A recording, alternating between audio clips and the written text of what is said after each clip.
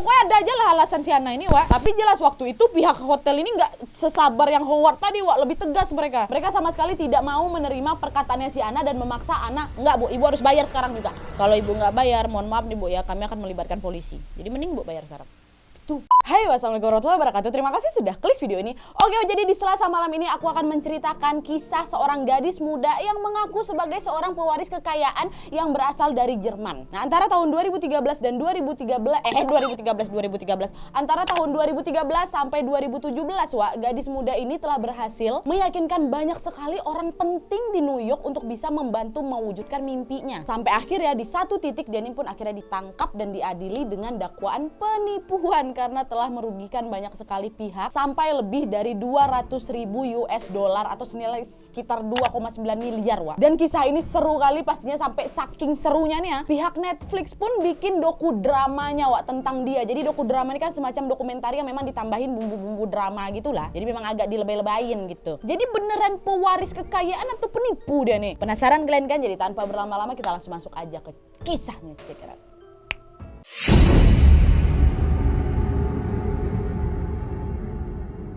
Oke, Wak, jadi kisah yang akan aku ceritakan ini adalah tentang seorang gadis muda yang bernama Anna Delvey. Nah, pada pertengahan tahun 2013, Anna ini pergilah ke New York untuk bisa menghadiri New York Fashion Week. Dan pada kunjungannya itu, Anna mendapatkan ide untuk bisa membangun sebuah klub eksklusif yang memang ingin dia namai sebagai Anna Delvey Foundation atau ADF gitu, Wak. Klub eksklusif yang memang ditujukan untuk orang-orang papan atas gitu. Nah, dia ingin lokasi untuk klub eksklusifnya ini berada di Church Mission House, Wak, atau yang juga dikenal sebagai 281 Park Avenue South. Nah, bangunan ini, Wak, adalah salah satu bangunan bersejarah kali lah di sana. Harganya juga nggak main-main pastinya kan. Nah, dari situ Ana pun mulailah mencari tahu tuh, Wak, gimana caranya aku nih bisa menyewa bangunan ini, sekalian mulai merancang desain interior klub eksklusifnya itu kan. Dan dengan kegigihannya Ana ini pun berhasil menerima bantuan dari arsitek ternama yang bernama Santiago Calatrava dan juga pebisnis ternama bernama Ro Rogers. Jadi memang Ana ini udah kayak dapat dukungan dari orang-orang penting di New York waktu itu, Wak. Dan untuk bisa mewujudkan mimpinya ini, Ana pasti harus mencari investor yang memang mampu mendanai pengeksekusian ADF itu lah ya kan. Dan waktu itu orang-orang penting di sekelilingnya si Ana ini menyarankan dia untuk bisa mencoba mendapatkan pinjaman dari bank. Dan tanpa pikir lama lagi, tepatnya di bulan November tahun 2016, Ana ini pun mulailah menyerahkan dokumen-dokumen yang memang berisikan informasi tentang kekayaannya di Eropa sebagai bagian dari aplikasi pinjaman itu. Nah, di dalam dokumen ini, Wak, Ana menunjukkan bahwa dia memiliki uang senilai 60 juta euro atau sekitar 900 miliar. Ya Allah, banyak kali itu, 900 M. Yang katanya uang itu ada di rekening bank Swiss, Wak. Dan waktu itu usahanya Ana ini sempat terhambat karena dia tidak dapat memverifikasi kekayaannya karena dia bilang, aku nih lagi di Amerika, sedangkan kan rekeningnya ada di Swiss. Jadi semacam ada limitasi gitulah dalam mengakses rekeningnya dari luar negeri gitu, ha. Nah, waktu itu salah satu kenalannya si Ana ini mengenalkannya dengan seorang pengacara yang pada akhirnya si pengacara ini menghubungkan Ana dengan beberapa lembaga keuangan besar termasuk City National Bank namanya, Wak, dan Fortress Investment Group. Nah, ada dua nih dikenalin. Dan pada saat itu City National Bank ini menolak nih memberikan kredit karena Ana tidak bisa memverifikasi sumber kekayaannya. Gak berhenti di situ aja, Ana pun kemudian mengajukan lagi ke pinjaman kedua ke Fortress tadi. Dan Fortress waktu itu setuju untuk bisa, oke lah saya pertimbangkan dulu ya permintaan kamu gitu loh. Tapi syaratnya kamu harus membayar kami 100.000 dolar atau sekitar 1,4 M, Wak, untuk bisa menutupi biaya hukum terkait dengan aplikasi pinjaman kamu, kata si Fortress. Jadi semacam biaya pengecekan kekayaan Ana di Swiss dan segala macamnya lah gitu. Uang jalan lah gampangnya. Nah, mikir lagi sih Ana, macam mana aku bisa dapat 100.000 dolar ini ya? Dikit lagi nih aku bisa dapat pinjaman banyak ini untuk bangun ADF gitu kan. Nah, akhirnya untuk dapat membayar Fortress, Ana ini pun balik lagi nih ke City National Bank tadi, tempat pinjaman pertama, untuk mengapply pinjaman cepat sebesar 100.000 dolar itu. Paham ya? Dan waktu itu untuk meyakinkan pihak National Bank ini, Ana memberikan email seorang laki-laki bernama Peter Henneck. Nah, Peter Henneck ini, Pak, adalah orang yang bertanggung jawab untuk bisa mengatur bisnis keluarga saya di Swiss. Dan waktu itu entah kayak gimana pula ceritanya nih, Wak, ya. Entah kayak gimana pula caranya si Peter ini ngomong ke City National Bank itu disetujui nama National Bank. Dan akhirnya mereka itu memberikanlah pinjaman cepat sebesar 100.000 dolar ke Ana. Dengan cepat Ana pun langsunglah mengirimkan 100.000 US dollar itu ke Fortress nih untuk bisa melanjutkan proses kredit pendanaan ADF. Dah tuh selesai. Dan tanpa tunggu lama Fortress pun memulailah proses verifikasi. Mereka mulai tuh ngubungin Pak Peter tadi untuk bisa meminta mana nih dokumen-dokumen yang memang diperlukan untuk administrasi pinjaman pinjaman, Pak. Nah, salah satu step yang memang harus pihak Fortress lakukan adalah yang mereka harus terbang langsung ke Swiss untuk bisa bertemu langsung dengan bankirnya Ana yang ada di Swiss ya kan, untuk bisa memverifikasi langsung aset Ana tuh. Nah, tapi anehnya Wak, di saat pihak Fortress ini mau terbang ke Swiss, Ana malah menarik aplikasi pinjamannya. Jadi nggak jadi nih si Ana nih mau minta kredit itu loh. Pihak Fortress tahu itu dia jelas bingung. Kenapa kok batalin? Setengah jalan kami nih ya. Tapi mereka nggak bisa buat apa-apa lah ya kan. Akhirnya pada bulan Februari tahun 2017, sisa biaya yang dikasih Ana $100.000 tuh ada sisa $55.000 atau sekitar 800 juta lah Wak. Yang memang sudah digunakan Fortress sebagai bagian dari proses verifikasi ini dikembalikanlah ke Ana gitu. Nah terus gimana caranya si Ana ini dapat pendanaan untuk ADF-nya Wak? Nah itu ADF ini yang nggak jadi terrealisasi Wak, karena pada akhir tahun 2017 si Ana ini ditangkap dan didakwa atas kasus penipuan. Dah tamat cerita ya. Enggak deh. Nah kok bisa ditangkap Nat? Kok bisa didakwa penipuan dia Nat? Emang dia buat apa gitu kan? Pasti kalian bertanya-tanya nih. Nah ini nih sekarang aku akan ceritakan kenapa akhirnya si Ana ini bisa ditangkap dan apa yang sebenarnya terjadi.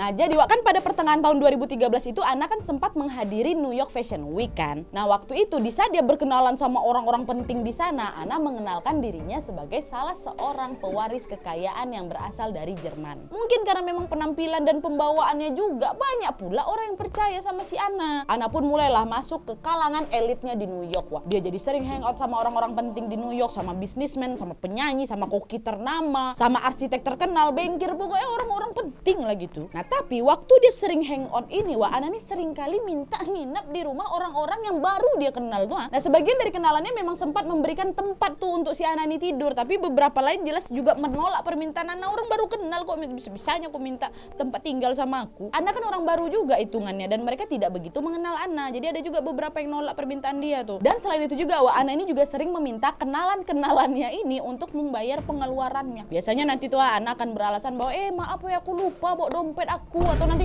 kartu kredit aku kok nggak berfungsi ya, kayak gitulah. Dan pengeluaran Ana yang dia minta bayarkan ini Wak, termasuk kayak minuman yang dia minum di bar, terus menginap di hotel bintang 5, terus tiket pesawat first class gitu yang berjumlah pasti puluhan ribu dolar itu. Dia minta bayarkan sama kawan-kawan yang baru dia kenal nih. Nah karena tingkah anehnya si Ana ini, beberapa orang mulai sanksi nih sama kebenaran latar belakangnya si Ana. Kau orang kaya kayak gini aja kok minta dibayarkan orang. Dan salah satu orang yang sanksi kepada Ana ini Wak adalah seorang kolektor seni dan mahasiswa Universitas Pennsylvania yang bernama Michael Sufu Huang. Jadi Huang sama Ana ini Wak sempat bertemu lah di sebuah pesta makan malam di tahun 2015. Dan di malam itu waktu mereka lagi ngobrol-ngobrol bareng nih Huang ini sempat bilang sama Ana bahwa Wak, aku nanti mau menghadiri acara di Venice Biennale loh, itu macam pameran seni rupa di Venesia Italia Wak. Oh iya kamu mau pergi ke sana? Terus kalian tahu kata si Ana apa? Aku boleh ikut nggak? Baru kenal ya. Nah waktu itu Huang karena memang mungkin pembawaannya si Ana nih humble kali ya kan. Oh ya udah ikut aja kata gitu. Oh ya udah kalau gitu tolong kamu nanti yang bayarin tiket pesawat sama hotel aku ya, tapi pakai kartu kredit kamu kata si Ana. Huang nih pun aja gitu. Oh ya udahlah ya oke. Nah dia nggak mikir aneh-aneh nih Wak. Dan waktu itu totalnya sekitar 2.000 sampai 3.000 dolar juga tuh, sekitar 28 sampai 43 juta rupiah lah. Mungkin untuk orang kaya itu kecil kan, ya udah nggak apa-apa aku bayarin gitu. Dan waktu itu Huang mikirnya oh ya udah dia minjem dulu nih duit aku talangin dulu gitu. Nah singkat ceritanya Wak, sekembalinya mereka ke New York, Ana ini udah kayak melupakan pembayaran tiket pesawat sama hotel bintang 5 dari kartu kreditnya Huang tuh. Huang masih biasa aja waktu itu karena dia pikir Ana ini kan orangnya orang kaya kali kan, wajar memang mungkin dia tuh lupa pinjaman recehannya gitu. Ya buat orang kaya mungkin 43 juta dolar tuh macam 43.000 mungkin. Awak udah macam bisa hidup 6 bulan itu. Dah dilupain aja sama Huang itu lupa dia mungkin tuh. Namanya juga orang kaya, gampang lah. Huang ini pun juga orang kaya. Nah sampai akhirnya Wak pada bulan Januari tahun 2016 Huang ini pun akhirnya memutuskan hubungan pertemanannya dengan Ana. Karena why? Jadi gini, di bulan Januari sebelumnya Ana ini sempat mengadakan perayaan ulang tahunnya di sebuah restoran mewah kali itu. Dan waktu itu Huang ini juga diundang. Dan malam itu berlangsung seperti biasa lah, macam pesta biasa. Dan yang datang pun orang-orang penting di bidangnya masing-masing Wak. Nah singkat cerita, beberapa hari setelah perayaan ulang tahunnya si Ana ini, si Huang dihubungin oleh salah satu staf restoran yang mengatur perayaan ulang tahunnya si Ana. Nah staf karyawan tuh bilang, saya melihat updatean Ana di Instagram ada foto bersama Anda. Apakah saya boleh minta kontak Ana kepada Anda? Loh kenapa mas? Ada apa? Gitu kan kata Huang. Iya karena gini, Ana belum membayar tagihan pesta itu. Hah? Kok bisa? terkejutlah si Huang di situ. Dan pada saat itulah Huang merasa, ada yang nggak beres sama si Anna ini. Huang pun langsung lah itu baru teringat lagi nih bahwa Anna selalu membayar segala sesuatu dengan uang tunai. Dan dia ini selalu tinggal di hotel, kok bukan di rumah, bukan di apartemen gitu kan. Nah dari situlah si Huang ini pun percaya bahwa Anna ini penipu nih ya. Itulah akhirnya Huang pun memblokir Anna dan juga mengakhiri pertemanan mereka. Dan keanehan Anna tuh nggak berhenti sampai di situ aja biar kalian tahu. Jadi sebulan setelahnya, pada tanggal 18 Februari 2017, Anna ini check-in lah di sebuah kamar di hotel 11 Howard di Soho, Manhattan. Kalian tahu harga kamarnya di berapa semalam? $400, 5,7 juta dolar satu malam. Dan selama si Anna ini tinggal di hotel itu, dia tuh sering kali memberikan tip kepada karyawan-karyawan di sana, karyawan-karyawan hotel, sebesar $100. Jadi sekali ngasih tip tuh $100 macam 1,4 juta sekali tip, cuma bayar misalnya kayak mindahin tas dia, bukain pintu depan buat dia, kayak gitu dikasih tip $100. Awak ngasih tip 20 ribu, 50 ribu udah paling keras sekali itu. Dia $100 cuma untuk tugas-tugas sederhana aja, Wak. Ya macam ini tadi lah, kayak rekomendasi restoran atau hanya sekedar membawa belanjaan ke kamar kayak gitu. Jadi memang royal kali si Anna ini selama tinggal di 11 Howard tadi, Wak. Senang kali lah staff hotel dikasih tip sebesar itu. Jadi mereka tuh kadang sering rebutan gitu, Wak, untuk bisa melayani si Anna. Nah dari banyaknya staff hotel itu, salah satu dari mereka ini berteman baik malah sama si Anna, namanya Nev. Anna ini pun royal kali sama si Nev ini. Anna sering bawa Nev ini buat pijat, massage, manicure, pedicure. Sampai si Nev ini dibawa ke sesi olahraga dengan pelatih pribadinya selebriti yang bernama Casey Duke, maaf. Jadi memang semacam menghamburkan duitnya lah si Anna ini untuk selama tinggal di hotel itu, Wak. Tapi pasti ada udang di balik bakwan ini, Nat. Pasti ya, kalian dengar dulu. Nah, sampai akhirnya hedonnya si Anna ini udah mulai dicurigai setelah beberapa minggu Anna tinggal di hotel itu, karena pihak manajemen hotel mengetahui bahwa tidak ada kartu kredit atas nama Anna Delvey yang tercatat dalam sistem. Nggak ada. Jadi memang pada awalnya si Anna ini check-in, Wak, dia hanya nunjukin bukti transfer dari banknya di Eropa. Dan pas mereka ngecek lagi ternyata memang belum ada pembayaran yang masuk ke rekening hotel atas nama Anna Delvey, itu nggak ada. Akhirnya pihak manajemen pun menemui si Anna dan meminta, Bu Anna, tolonglah ini segera lunasi tagihan Anda yang memang sudah mencapai $30.000 ini, Bu, 400 jutaan rupiah, Wak. Dan tolong Ibu Anna sediakan kartu kredit yang valid ya, Bu. Nah di saat itu Anna bersikeras, saya udah bayar kok, pembayaran sudah saya lakukan. Mungkin prosesnya tersangkut itu, Mas, karena kan pembayarannya dilakukan dari Eropa. Dan pihak hotel waktu itu masih berbaik hati, Wak. Oh baiklah Bu, kami tunggu pembayarannya ya, Bu ya. Sabar tuh mereka menunggu. Sampailah akhirnya entah gimana ceritanya nih, Wak, ya, si Anna ini berhasil mendapatkan cek senilai puluhan ribu dolar lah gitu. Pasti ini dari hasil triki-trikinya, dan dari uang cek itulah dia langsung membayar tagihan 11 Howard. Dan sejak saat itu dia nggak check out, tapi ya udah dia jadi jarang balik ke hotel itu lagi, Wak. Tapi masih tercatat jadi tamu di sana ya, belum check out. Sampai waktu si Anna balik lagi ke hotel itu, kode kamarnya udah diganti sama barang-barang yang dimasukin ke gudang sama pihak hotelnya 11 Howard tuh. Nah banyak gayanya si Anna ini, Wak, nggak habis sampai di situ aja. Jadi pada bulan Mei tahun 2017 si Anna ini mengajak Rachel, Casey, dan ada satu orang videografer kawannya, Wak, untuk pergi ke Maroko sama dia. Waktu itu Anna bilang, udah gampang, kalian tinggal bawa badan aja, perjalanan ini semua udah aku bayar, katanya. Jadi maksudnya si Rachel, Casey, sama si videografer ini udah aku nggak usah ngeluarin duit sama sekali. Mau ngapain kita ke Maroko, Anna? Kata salah satu kawan dari bertiga ini kan, ya aku mau bikin macam film dokumenter di balik layar gitu loh untuk project ADF aku, kata si Anna. Dan di Maroko ini Anna memesan kamar di hotel mewah kali, Wak, bintang 5. Harganya semalam itu berapa? $7.000 per malam. $7.000, 100 juta rupiah per hari, per malam. 100 juta, tadi 47 juta aja 6 bulan, 100 juta 1 tahun aku tinggal bisa hidup. 100 juta 1 malam, Anna. Dan hotel itu pasti mewah kali kan, ada 3 kamar tidur, ada kolam renang pribadinya, dan ada juga pelayan khusus mereka aja. Dah lah, ada selesai check-in, hari pertama mereka di sana mereka lalui dengan excited kali, Wak. Tapi sayangnya di hari kedua si Casey, salah satu kawannya itu, harus pulang ke New York duluan karena dia sakit akibat keracunan makanan. Dan setelahnya situasi liburan mereka ini menjadi lebih buruk. Kenawai? Karena beberapa hari setelah si Casey itu balik dan staf hotel itu kembali bilang, Ibu mohon maaf, kartu kredit Ibu ditolak, tolong Ibu diselesaikan atau ada bentuk pembayaran lain yang bisa Ibu berikan kepada kami. Nah mendengar perkataan staf itu, lagi-lagi si Anna berkeras, nggak ada ya, pasti udah aku bayar ini semuanya, salah itu. Atau mungkin kalian yang salah masukin angka. Enggak, Bu, udah bener. Oh enggak, mungkin sistem hotel kalian yang rusak. Pokoknya ada aja lah alasan si Anna ini, Wak. Tapi jelas waktu itu pihak hotel ini nggak sesabar yang Howard tadi, Wak. Lebih tegas mereka. Mereka sama sekali tidak mau menerima perkataannya si Anna dan memaksa Anna, enggak Bu, Ibu harus bayar sekarang juga. Nggak peduli mau kaya mau enggak, kok enggak peduli aku, yang penting aku bayar. Kalau Ibu nggak bayar, mohon maaf nih Bu ya, kami akan melibatkan polisi. Jadi mending Bu bayar sekarang. Tuh. Dan karena udah panik kan, kok nggak kayak biasanya masih sabar aja nungguin aku buat bayar ini.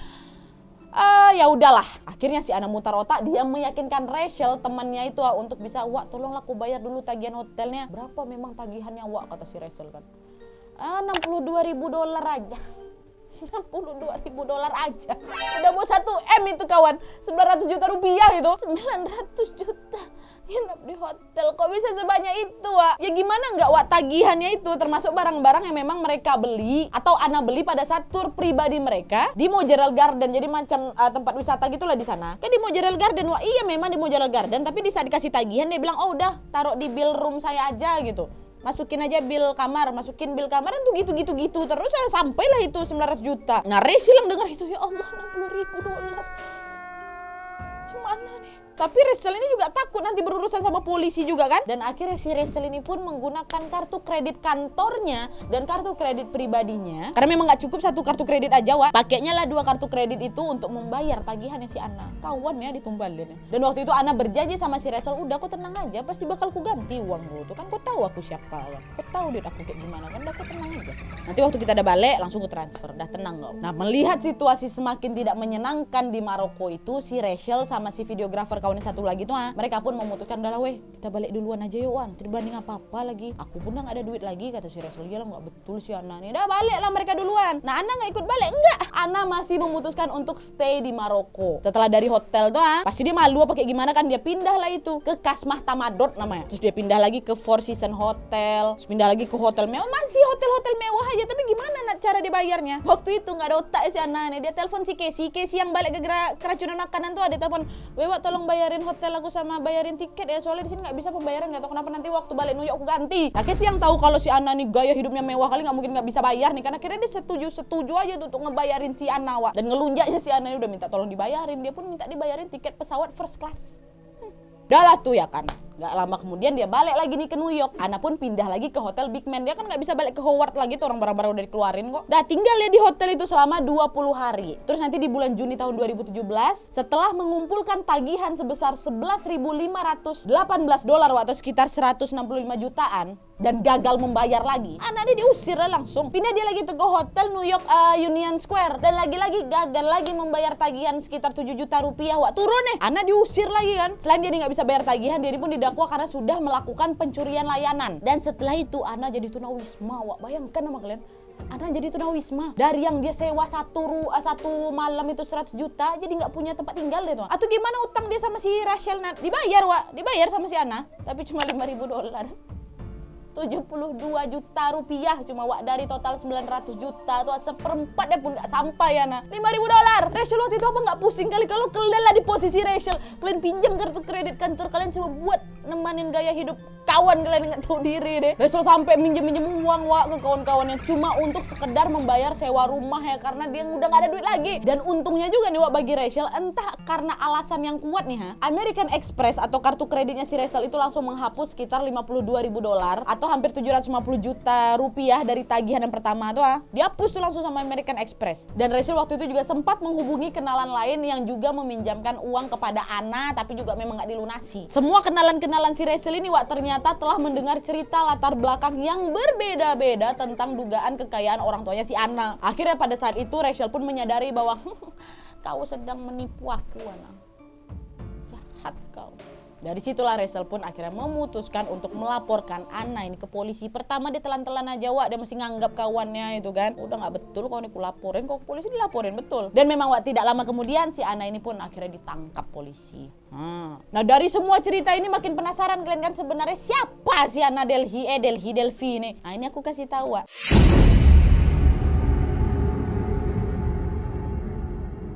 Nah, jadi, Wak, ternyata di saat Rachel ini melaporkan Ana ke polisi, Ana ini sebenarnya juga sudah diselidiki oleh kantor kejaksaan distrik Manhattan atas penipuan bank. Masih ingat kalian penipuan bank yang mana? Nah, penipuan yang ketahuan ini, Wak, adalah ketika dia mengaku bahwa dia memiliki uang 60 juta euro di rekening bank Swiss tuh. Nah, jadi ternyata waktu itu Ana menggunakan Microsoft Word yang biasa kalian buat skripsi, buat cerita Wawa tuh ada di situ, buat skrip aku ada pakai Microsoft Word. Dia buat itu untuk membuat laporan bank palsu. Jadi memang sengaja dibikinnya biar dia dapat pinjaman dari City National Bank atau Fortress yang 2 tempat pinjaman tuh. Makanya itulah waktu si Fortress ini mau melakukan proses pengecekan langsung terbang ke Swiss tuh. Setelah Ana bayar 100.000 jasa pengecekan, Ana itu kan langsung membatalkan pinjamannya. Karena pasti bakal ketahuan lah kalau dia ini sama sekali nggak punya kekayaan di bank Swiss tuh. Tapi kan dia ada manajer bisnis yang namanya Peter Heneke itu Peter Henek kan ada tuh kan dia sempat dihubungi sama City National Bank. Memang betul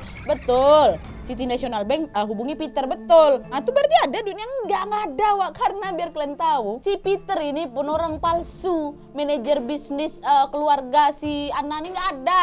Tidak ada. Di suatu waktu di saat Ana ini sadar bahwa Peter ini sudah mulai dicurigai keberadaannya, Ana ini pun langsunglah mengklaim, Peter tuh udah meninggal Pak, meninggal Peter ini. Dan yang gantiin manajer bisnis saya namanya Bettina Wagner Pak, udah diganti. Padahal dua orang ini, baik si Peter atau Bettina ini ya, sama sekali nggak ada wujudnya di muka bumi ini, nggak ada, fiksi berdua nih. Karena ternyata Ana sendiri lah yang berperan menjadi Peter dan Bettina. Jadi nih misalnya di saat ada pihak bank yang menghubungi Peter atau Bettina, sebenarnya mereka ini sedang berbicara sama si Ana. Dan cerdiknya Ana waktu itu dia tuh sampai beli nomor internasional yang memang bisa digunakan di Amerika. Jadi memang nomor yang dihubungi sama pihak bank itu ya memang nomor dengan kode negara kayak Jerman atau Swiss tadi, tapi bisa digunakan di Amerika gitu. Nah itu yang pertama Nah penipuan selanjutnya adalah cek yang dia dapat untuk melunasi 11 Howard. Masih ingat kalian kan tagihan sampai $30.000 tuh di hotel pertama kali yang barang dikeluarin. Nah ternyata cek itu pun juga palsu. Itu cek tuh dibikin dan ditulis oleh Ana sendiri.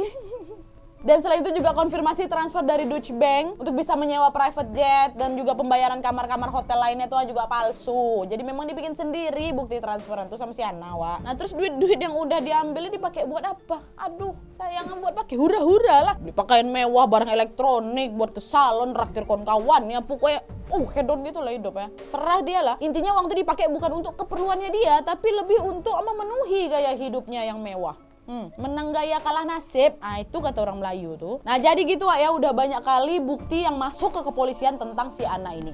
Sampai akhirnya pada tanggal 3 Oktober tahun 2017, Ana ini pun ditangkap ketika dia berada di Passage Malibu oleh petugas dari Departemen Kepolisian Los Angeles. Ini penangkapan ini pun dia polisi kerjasama sama Rachel sebenarnya. Rachel dipancing untuk bisa ketemuan sama si Ana. Disitulah langsung ditangkap. Ana pun langsung diamankan di kantor kepolisian setempat dan didakwa 2 tuduhan percobaan pencurian besar-besaran tingkat pertama, 3 tuduhan pencurian besar-besaran tingkat kedua, 1 tuduhan pencurian besar-besaran tingkat ketiga, dan 1 tuduhan pelanggaran ringan pencurian layanan untuk aplikasi pinjaman palsu yang diajukannya ke City National Bank dan Fortress tadi. Terus masih ada juga penipuan cek, biaya perjalanan ke Maroko, dan juga tagihan hotel dan restoran yang memang belum dia bayar. Jadi total tuh ada 10 dakwaan kurang lebih Sidang Ana pun dimulai pada tanggal 20 Maret tahun 2019 dipimpin oleh Hakim Diana Kisel. Dan di persidangan ini sebenarnya ada juga yang ngeselin lagi dari tingkahnya si Ana nih. Jadi atas permintaannya si Ana, pengacaranya mengatur agar penata pakaian menyediakan pakaian untuk penampilan Ana di pengadilan. Jadi si Ana ini masih ingin tampil modis gitulah di persidangan Dia menolak memakai baju penjara. Bandelnya lain ya. Jadi pakai tuh gaun Michael Kors, besok dia pakai Saint Laurent hitam tipis, tuh pakai celana panjang Victoria Beckham kayak gitu. Pokoknya harus modis akunat. Dan di dalam persidangannya pengacara Ana membelanya dengan mengatakan bahwa niat Ana selama ini adalah untuk membayar utangnya kembali dengan membangun mimpinya si ADF itu. Jadi kenapa dia numpuk-numpuin utangnya? Karena pikiran dia udah tenang, nanti kan ADF udah dibangun nih, nanti aku dapat uangnya dari situ untuk bayar utang-utang ini. Tapi sayang waktu balik dia lagi mau bangun tempat yang dia tunjuk untuk bangun ADF, tempat tuh udah terjual lah, nggak bisa lah kau bayar utang-utangmu. Bahkan waktu itu pengacara Ana ini menggambarkan Ana sebagai seorang pengusaha yang ingin menciptakan peluang emas di New York.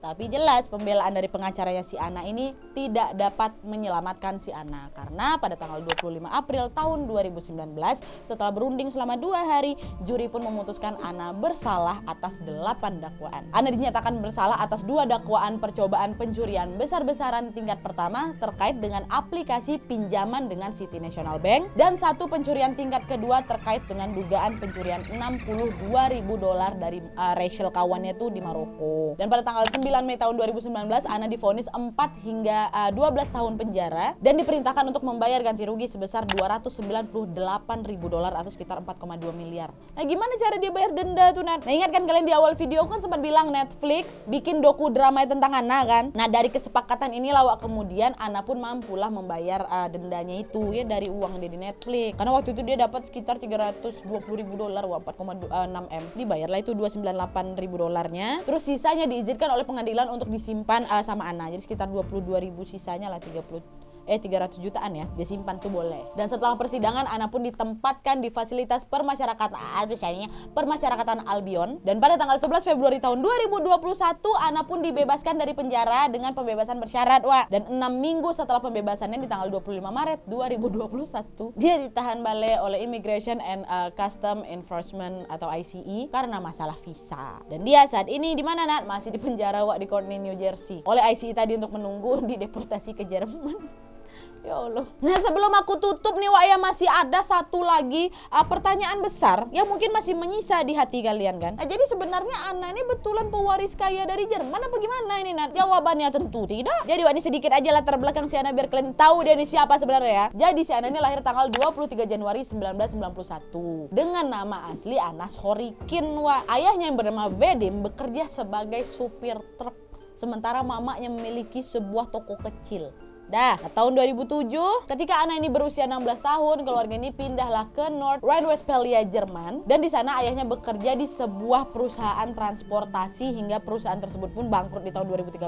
Ayahnya pun akhirnya membuka kayak bisnis kecil-kecilan gitulah. Sedangkan mamanya tuh jadi ibu rumah tangga. Dari keluarga sederhananya dia nih, barulah dari situ tahun 2012 dia magang di perusahaan majalah. Nah, dari perusahaan majalah ini dia pun mendapatlah kesempatan untuk terbang ke New York. Nah, di saat inilah Wak, dia memulai serangkaian rencana besarnya untuk bisa menaklukkan New York dan membangun ADF tuh. Dan selama di New York dia udah nggak pakai nama Anas Horikin lagi, dia pakailah nama Ana Delphi. Kok bisa Ana Delphi? Tuh diwawancara kan, Delphi itu siapa gitu. Oh itu nama gadis ibu saya.